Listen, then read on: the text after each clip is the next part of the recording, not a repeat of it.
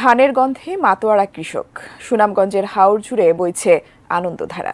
সুনামগঞ্জের ঝাওয়ার হাওর থেকে বিস্তারিত জানিয়েছেন প্রতিনিধি পঙ্কজ দে। ধানের গন্ধে পুরো হাওর মাতোয়ারা।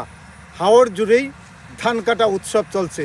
কেউ পরিবার পরিজন নিয়ে নেমেছেন ধান কাটায়, কেউ বা শ্রমিক দিয়ে কাটছেন, কেউ বা হারভেস্টার দিয়ে ধান কাটছেন। হাওরের পারে বইছে আনন্দ উৎসব।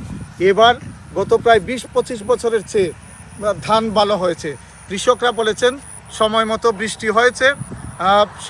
বৃষ্টি হয়েছে এবং এখন যে খরতাপ যাচ্ছে সেটিও ধানের অনুকূলে।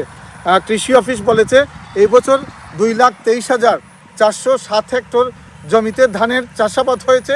এর মধ্যে প্রায় ১,০০,০০০ হেক্টর ধান কাটা শেষ, অর্থাৎ ৪৫ ভাগ জমিতে ধান কাটা শেষ হয়ে গেছে।